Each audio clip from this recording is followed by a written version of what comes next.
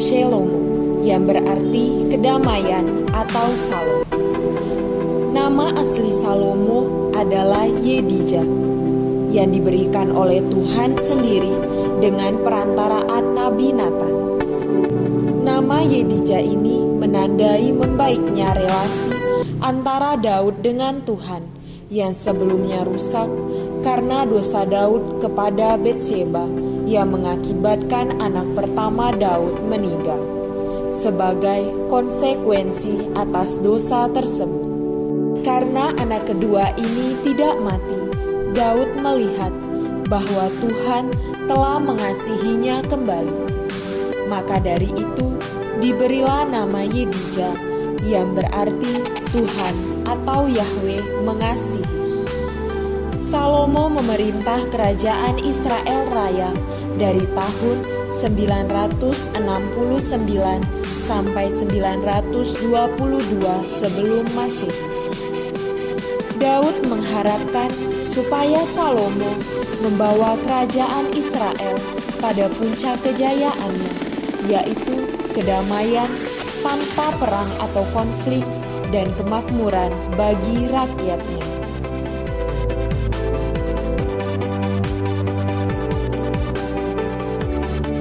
Pada kitab pertama Raja-Raja bab 1-3 menceritakan bagaimana persaingan antara anak-anak Daud untuk menduduki tahta kerajaan dengan cara raja yang lama akan memilih salah satu dari anaknya untuk menggantikannya.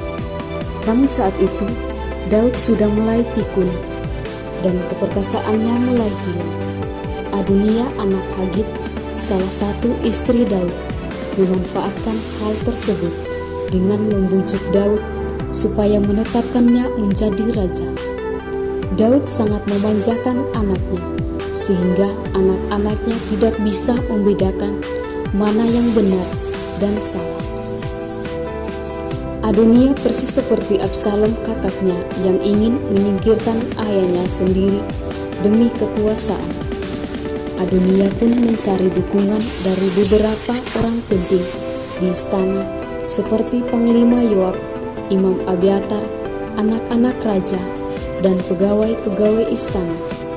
Namun Natan sadar dan mengetahui gelagat busuk ini. Natan pun segera menghubungi Batsheba, ibu Salomo, untuk menepati janji Raja Daud. Karena saat itu Daud pernah bersumpah kepada Batsheba bahwa anaknya akan menjadi raja setelah Daud. Dan pada akhirnya Daud memenuhi janjinya dengan memanggil orang-orang kepercayaannya, Imam Sadak, Nabi Natan, dan Benayam bin Yehuda, kepala pasukan pribadi Daud, untuk melantik Salomo menjadi raja di Gihon.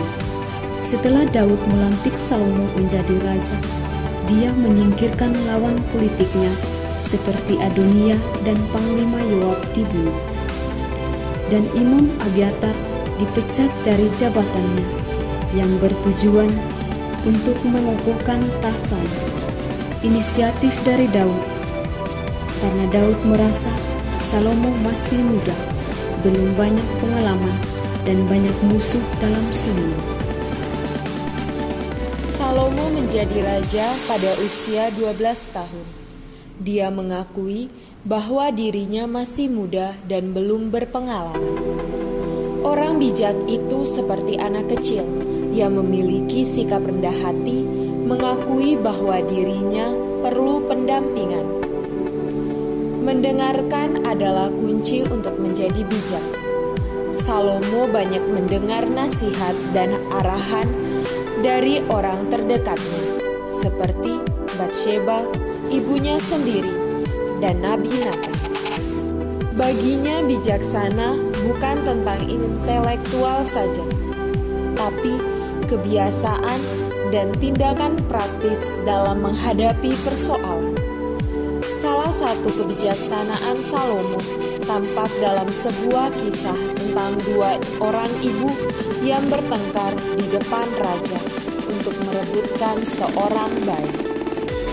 Menginjak dewasa dan para pendampingnya sudah meninggal, Salomo pun menjadi berubah.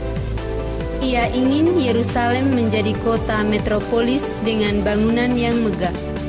Ambisinya itu tercapai, tapi ada harga yang harus dibayar, yaitu Bait Allah, istana raja, tembok Yerusalem, kota-kota Hazor, Megido, dan Gezer, memperbudak penduduk asli Kanaan.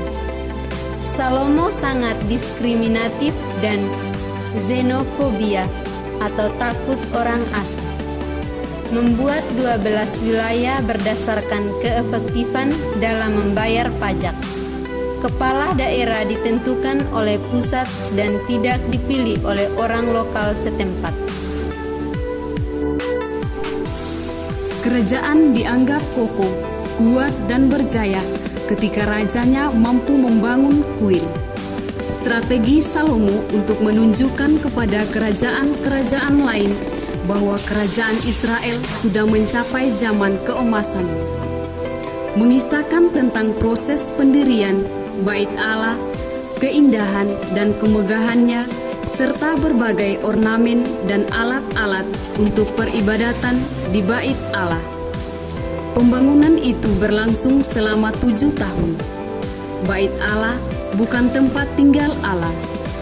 Bangsa Kanaan dapat dikatakan menyembah berhala karena mereka menempatkan dewa-dewi mereka dalam sebuah kuil.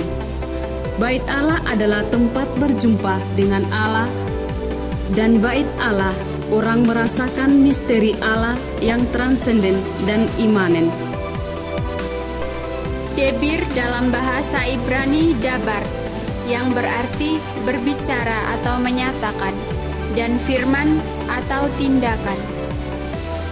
Debir adalah ruangan untuk firman.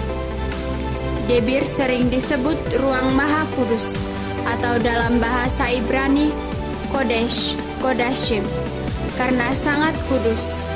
Ruangan ini hanya dimasuki setahun sekali. Dimulai ketika Salomo mengawini anak Firaun. Perkawinan politis bertujuan untuk membangun koalisi antara kerajaan kecil. Salomo berusaha agar istri-istrinya harusnya memeluk kepercayaan terhadap Tuhan. Ia memiliki 700 istri dari kaum bangsawan dan 300 gundik. Namun kenyataannya berbeda. Malah Salomo yang hatinya tertarik kepada mereka, bukan mereka yang tertarik kepada Tuhan. Sehingga Salomo mengikuti keinginan mereka, termasuk menyembah dewa-dewi istrinya. Salomo yang memiliki pribadi raja yang bijaksana di masa muda, menjadi raja yang tidak bijaksana di masa tua. Karena ketidakbijaksanaannya itu membuat Salomo menjadi raja yang kurang tangguh, kurang berpengalaman, tidak tahu berjuang, dan tidak dapat bertarung. Salomo hanya mewarisi apa yang telah dibangun.